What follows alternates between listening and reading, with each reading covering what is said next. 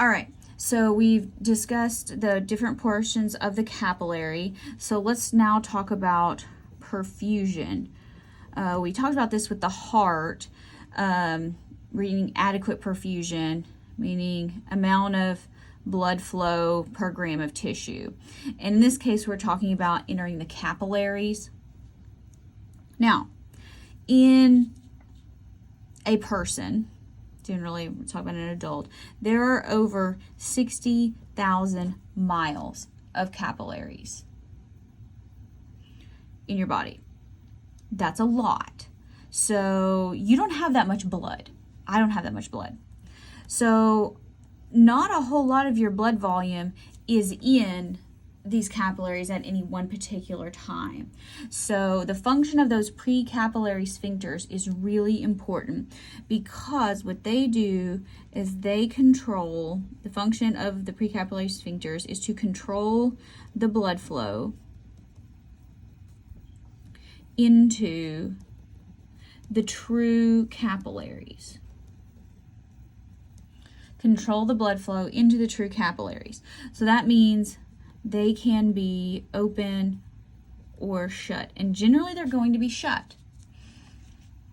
Now, that means, because if we had all these capillaries open all the time, we would not be able to maintain our blood pressure, and that's a problem. So, something else is important. Precapillary sphincters are not in the heart or the brain. Why do we think that is? That is because these organs, the heart and the brain, they need constant perfusion. They always need blood all the time. They are always working. So you have to have that to stay alive. There are other portions of your body I don't particularly want to do without, but we could survive. Okay, now, after we come out of the capillary beds, we have these little vessels, venules, that are going to start taking our blood on its way back to the heart. Venules, not a lot of smooth muscle. They're just going there, and they're going to kind of come together until you find veins. Veins have much thinner walls and larger openings than our arteries. So I'm going to show you the picture in a little bit. And so they can have a lot of blood at really low pressure. So the majority of your blood at any one time is in the venous system.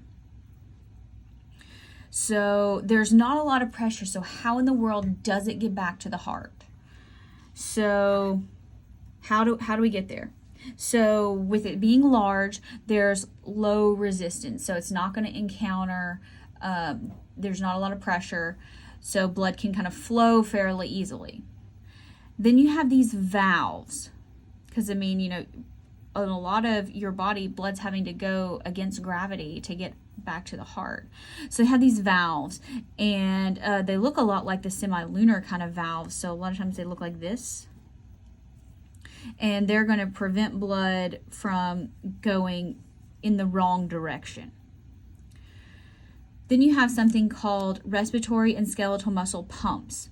So you're always breathing all the time. So that would be the movement of your diaphragm in the trunk. And so as the diaphragm contracts, it's going to put some pressure on the veins in your trunk. And that pressure is going to move it up a couple of valves. And then when you breathe out, your diaphragm relaxes. It doesn't flow backwards because of these valves.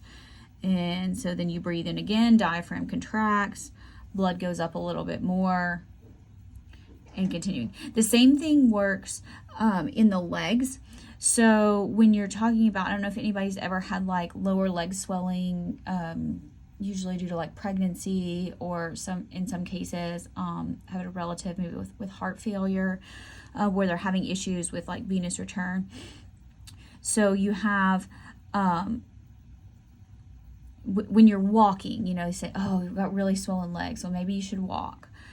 Walking activates, the calves and those muscles in the legs, and same thing happens. When the muscles contract, it puts pressure on these veins, pushes the blood up, Muscles relax. It doesn't go back down because of the valves. Now, this here is a vein. So compared to the artery, you can see how the inside is much more open. Now they're about the same overall size, but this one has way more space and it doesn't have hardly any like muscle. There's not muscles in the arteries, not muscles in the veins. Here's these valves. See, again, they look like those semilunar valves, and they're going to let blood go through them, but not come back. And there's just a series of them, and that's how blood eventually makes its way back to the heart. There is a scenario called varicose veins, and this is a situation that happens when these valves don't work correctly. So here's what this looks like. Maybe you have some experience with it personally or with a relative. So here, this is not really varicose veins. Here there's a lot of like bumpy, so they're dilated, you can really see them, and twisted, and so they don't work very well at all. And so blood kind of pools in here, and you can see it. So sometimes these are, you can have a genetic predisposition. As we get older, things just don't work like they used to. Standing for long periods, this would be like without moving. So, you know, sometimes like people wear compression hose to help apply pressure to the lower legs and keep blood flow going. Again, pregnancy, I mentioned that, so swollen lower limbs, obesity, if they're in, some people have experience with hemorrhoids, if they're in the rectal region, but it's the same principle, so lots of pressure.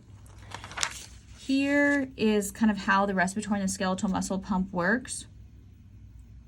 So when it contracts, it's going to apply pressure, move it up through an open valve. Now, it's still going to apply pressure maybe a little bit down, but the closed valve won't let it go the wrong way. So every time you're walking, it goes back to the heart.